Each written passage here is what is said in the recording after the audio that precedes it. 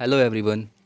एक बार फिर से स्वागत है आपका हमारे चैनल में, जहाँ पे हम लोग कोशिश कर रहे हैं जो हमारे एस्पिरेंट्स हैं RIE CEE के लिए उन्हें कुछ हेल्प कर पाएँ। तो इसी कड़ी में हमने पिछले वीडियो में देखा प्रीवियस ईयर्स में पूछे गए कुछ रीजनिंग्स के क्वेश्चंस। ठीक है, तो इसी को आगे बढ़ाते हुए हम लोग आज देखेंगे टीचिंग एप्टीट्यूड से रिलेटेड कुछ क्वेश्चंस जो पिछले वर्ष पूछे गए थे। तो बिना किसी देरी के चलिए वीडियो को शुरू करते हैं। क्वेश्चन नंबर 21 क्या लिखा है? A teacher can be effective in classroom. उसको हिंदी में फिर से बोल रहा हूँ, एक शिक्षक को कक्षा में प्रभावी होने के लिए क्या करना चाहिए। देखिए, इसमें पूछा है कि एक टीचर का क्वालिटी के बारे में, एक टीचर एक क्लास में कैसा होना चाहिए जो कि इफेक्टिव हो। तो पहला ऑप्शन क्या दिया है? Introduce the lesson before here start teaching. तो पहला क्या दिया है? शिक्षण प्रारंभ करने से पहले पाठ के विषय में परिचय देना। ये तो बिल्कुल होना चाहिए भाई। अगर किसी भी टॉपिक में सीधा पॉइंट टू पॉइंट जाकर मैं बोल दूँगा कि फोटोसिंथेसिस ये होता है, तो बच्चा थोड़ी ना समझेगा। उसके लिए पहले इंट्रोडक्शन तो देना ही पड़ेगा। ये तो भाई बिल्कुल सही है। तो पहला ऑप्शन ठीक है। उसके बाद क्या बोलता है? सेकेंड ऑप्शन देता है कि have command over user language. भाई लैंग्वेज इज़ द क्या कम्युनिकेशन का टूल है। अगर आपका लैंग्वेज अच्छा नहीं है, आप जितना कंटेंट डिलीवर करें, लैंग्वेज अच्छा है तो कोई समझेगा आपका बात। तो ये भी सही है, सेकेंड ऑप्शन भी ठीक है। उसके बाद ये आप have command over user subject. एक टीचर का तो पहला ये होना चाहिए कि अपना विषय पर पकड़ होना चाहिए। नहीं तो कैसे वो PGT एग्जाम निकालेगा, कैसे वो TGT एग्जाम निकालेगा अगर सब्जेक्ट ओवर नहीं हो। तो ये भी सही है। तो तीनों अगर से तो जाहिर सी बात है all of the above option है ही है, तो हम लोग चूज़ करेंगे ऑल ऑफ द अबव। मिल गया। कुछ चिंता मत कीजिए, बस आपको सेंस ऑफ ह्यूमर लगाना है। बस कॉमन सेंस लगा के हम सब क्वेश्चन सॉल्व करेंगे। आप बस जुड़े रहिए और एग्जाम में आप बिल्कुल 30 से 25 से ऊपर क्वेश्चन ठीक करके आएंगे। तो दूसरा जो सवाल है, the most important objective of co curricular activities in school is. तो को करिकुलर एक्टिविटी को क्या कहते हैं? सह पाठ्यगामी, जो कि अदर ध्यान पाठ्यगामी। अदर ध्यान हम लोग पढ़ाई लिखाई बोलेंगे। तो जो भी खेलना कूदना हुआ, जो भी आर्ट वगैरह हुआ, जो भी डांस, वो सब को हम को करिकुलर एक्टिविटी बोलते हैं। जो CBSE है वो तो पता होगा, हर सैटरडे एक CCA last 2 period CCA activity रहता है जिसमें डांस होता है, नहीं तो कुछ कंपटीशन होता है। तो उसका इम्पोर्टेंस क्या है? 4 ऑप्शन देखते हैं पहले। तो क्या लिखा है? All round development of a children. ये तो बिल्कुल होना चाहिए। बच्चों का पूरा संपूर्ण विकास, तो ये तो एजुकेशन का मोटो ही है, संपूर्ण विकास। इसको तो हम काट ही नहीं सकते। तो पहला ऑप्शन तो सही होगा। Development of interest in curriculum, ये भी होना चाहिए। लेकिन बस सब अगर पढ़ाई लिखाई छोड़ के बस खेलने कूदने में लग जाएंगे तो पढ़ेगा कौन? ये सही है, लेकिन उतना सही है, इसलिए इसको हम छोटा टिक मारेंगे। उसके बाद क्या दिया? Making the school atmosphere attractive. Yes, it also school atmosphere attractive होना चाहिए। सिर्फ एक स्कूल हो जिसमें सिर्फ पढ़ाई लिखाई होता है, कुछ ये सब को एक्टिविटीज। तो आपको अच्छा लगे? बोलिए। अच्छा तो बिल्कुल नहीं लगेगा। तो ये भी छोटा सा टिक मारेंगे। और लास्ट में क्या दिया? Last option, strengthening the relation between the community and school. ये भी सही है कि समुदाय और विद्यालय के बीच संबंध को सशक्त करना, जो कि हम लोग का को-करिकुलर एक्टिविटीज़ में वो फील्ड ट्रिप हुआ, वो सर्वे हुआ, ये सब भी आता है। तो ये भी सही है। तो चारों तो सही है, लेकिन हम लोग चुनेंगे क्या? मैं पहले बताऊँ आपको, कॉमन सेंस लगाना है। कॉमन सेंस लगाना, सेंस ऑफ ह्यूमर लगाना है और मोस्ट अप्रोप्रिएट को चूज़ करना। तो देखो, डेवलपमेंट ऑफ इंटरेस्ट वो आता है हम लोग का डेवलपमेंट, ऑलराउंड डेवलपमेंट के अंदर। ऑलराउंड डेवलपमेंट क्या होता है? स्पिरिचुअल, एथिकल, इकोनॉमिकल, सब बैकग्राउंड इंक्लूड करता है। तो making the school atmosphere attractive, ये भी आता है। स्कूल का डेवलपमेंट, मतलब चिल्ड्रन का डेवलपमेंट के अंदर। स्ट्रेंथनिंग द रिलेशन भी आता है। तो जो सबसे बड़ा टिक लगा है वही समझ लीजिए आपका सही आंसर। तो ऑलराउंड डेवलपमेंट में इसको क्यों चूज़ किया? क्योंकि इसके अंदर ही ये तीनों आता है। क्लियर? तो हम क्या बोले? सबसे मोस्ट अप्रोप्रिएट को चूज़ करना है। क्लियर? सेकंड क्वेश्चन देखिए, बस आपको कॉमन सेंस लगाना, कोई डरने की बात नहीं। उसके बाद तीसरा क्वेश्चन क्या है? To help students understand the lesson a teacher should teach by. विद्यार्थियों को पाठ को समझने में सहायता देने के लिए एक शिक्षक को पढ़ाना चाहिए। मतलब एक शिक्षक को कैसा पढ़ाना चाहिए? How a teacher should teach. आपको सब टीचर के अच्छा लगते हैं? अच्छा नहीं लगते ना। कोई टीचर आपका फेवरेट होगा, कोई टीचर के ऊपर आप गुस्सा करेंगे। तो इससे टीचर का गुण, मतलब टीचर का स्किल के ऊपर डिपेंड करता है। तो टीचर का क्या स्किल होना चाहिए जो स्टूडेंट को समझ में ईजी हो? तो देखते हैं ऑप्शन क्या है। गिविंग देम प्रॉम्प्ट, उन्हें प्रोत्साहन देना। ये तो जरूरी है भाई, मोटिवेशन देना, प्रोत्साहन देना एक टीचर का तो रोल ही है। उसके बाद क्या बोलता है?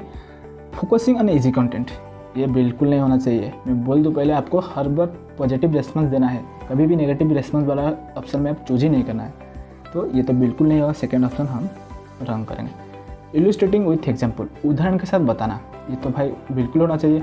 आप अगर बस बोल देगा कि सॉलिड शेप होता है क्यूबिड, लेकिन नहीं बोलेगा कि एक रेक्टेंगल प्लेन शेप होता है या 2D शेप होता है, आप कैसे एग्जाम्पल नॉन एग्जाम्पल नहीं रहते कैसे समझेंगे आप? बस आपको पता नहीं होगा कौन सा 2D कौन सा 3D, तो आप डिफ्रेंशिएट भी नहीं करेंगे। तो एग्जाम्पल देना तो चाहिए ये। उसके बाद क्या दिया, टेस्टिंग द कंटेंट, विषय वस्तु का परीक्षण करना, ये भी ठीक ही है, लेकिन हमको सबसे जो मोस्ट अप्रोप्रिएट ऑप्शन है उसको चूज करना। देखो, गिविंग द प्रॉम्प्ट, उन्हें तो प्रोत्साहन देना, ये तो ठीक है, लेकिन अब बस प्रोत्साहन देते रहिए, पढ़ाइए मत, तो आपको ऐसे थोड़ी ना होगा, ये थोड़ी ना कोई टीचर होता है। उसके बाद टेस्टिंग द कंटेंट, बस एग्जाम लेते रहिए और विषय वस्तु में मत पढ़िए, ये थोड़ी ना होता है। तो सबसे जो स्टूडेंट्स अंडरस्टैंड होगा, देखो सब इधर क्या दिया, टू हेल्प स्टूडेंट्स, स्टूडेंट का अंडरस्टैंड होने के लिए उन्हें बस प्रोत्साहन देना और एग्जाम लेना ये ज़रूरी नहीं, उनको क्या करना है, उनको उदाहरण के साथ बताना है, एग्जाम्पल या नॉन एग्जाम्पल के साथ बताना है, तब तो जाकर समझेंगे। तो सबसे मोस्ट अप्रोप्रिएट होता है हम लोग का ऑप्शन 3, उदाहरण के साथ बताना। क्लियर हो गया? 3 क्वेश्चन क्लियर हो गया। चलो नेक्स्ट चलते हैं, नेक्स्ट स्लाइड। तो नेक्स्ट क्वेश्चन देखें, इसमें क्या दिया है, teaching is an ideal profession because, शिक्षण एक आदर्श व्यवस्था है क्योंकि ये भी एक कॉमन क्वेश्चन है, समझा? देखते हैं option. There is not much workload, ये भाई नेगेटिव शो करता है, तो इसको पहले ही काटेंगे, ये नहीं होगा, बिल्कुल नहीं होगा।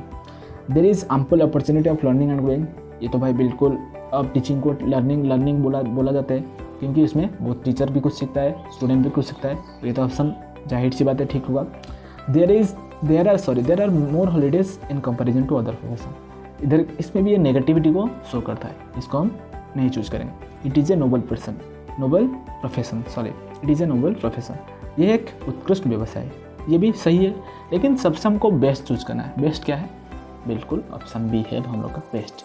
There is ample opportunity of learning and growing, क्योंकि एजुकेशन ऐसा है जो कि लाइफ लॉन्ग प्रोसेस है, जो कि आखिरी तक आपसे जुड़े रहता है। तो ऑप्शन बी इज और option 2 is the right answer. Clear?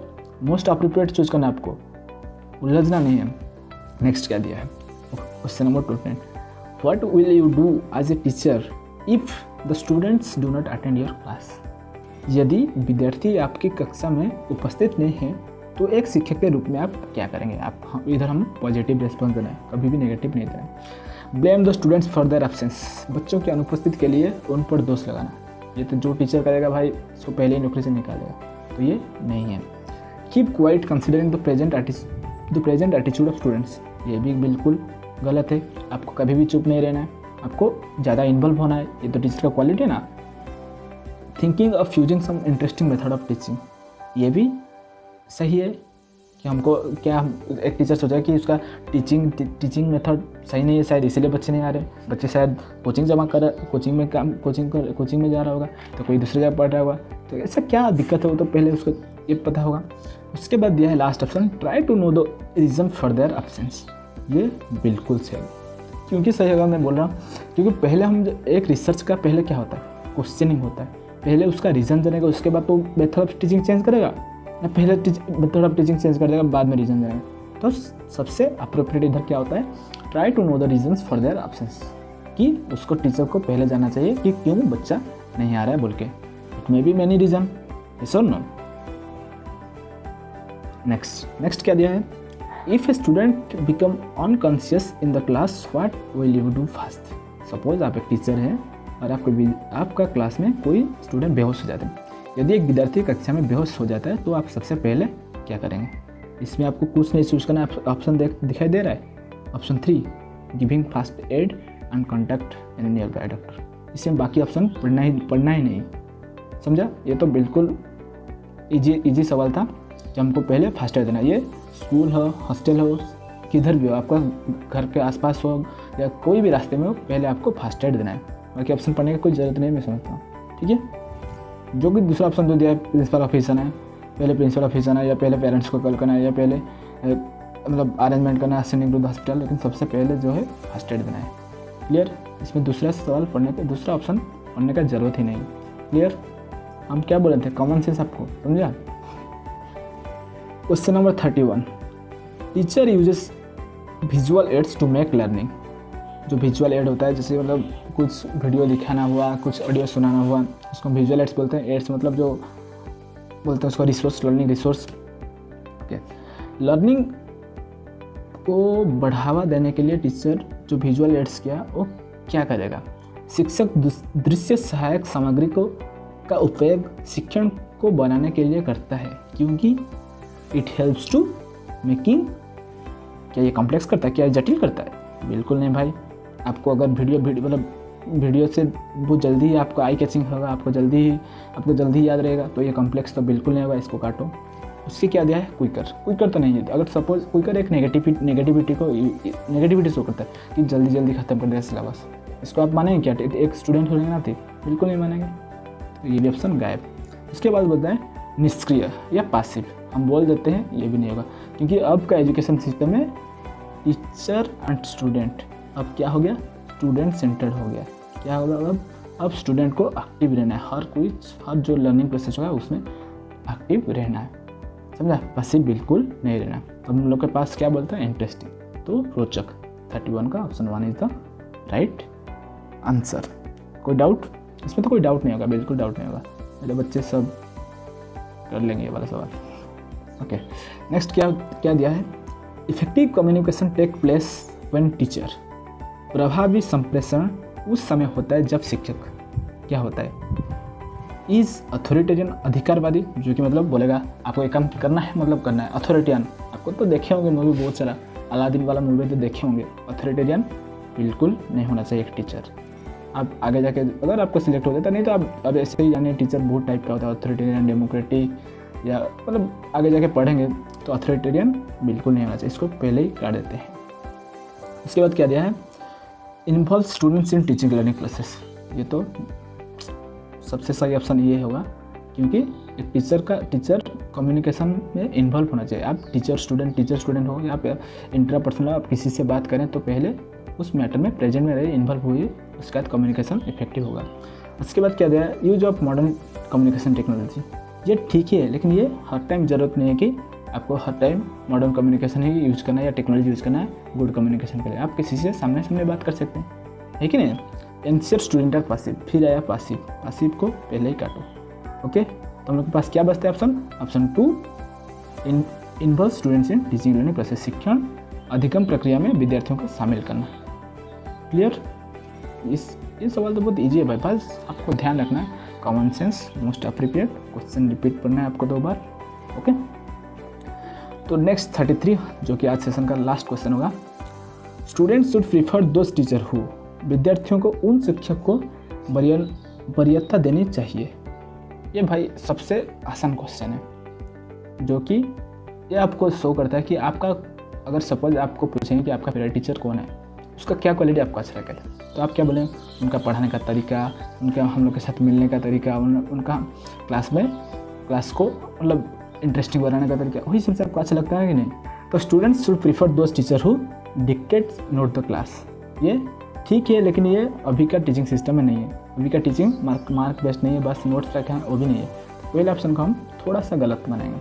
उसके बाद क्या लिखा है? Give important question before examination. ये भाई कोचिंग सेंटर हो गया, इसको क्या स्कूल मिलेगा? इसको काटो।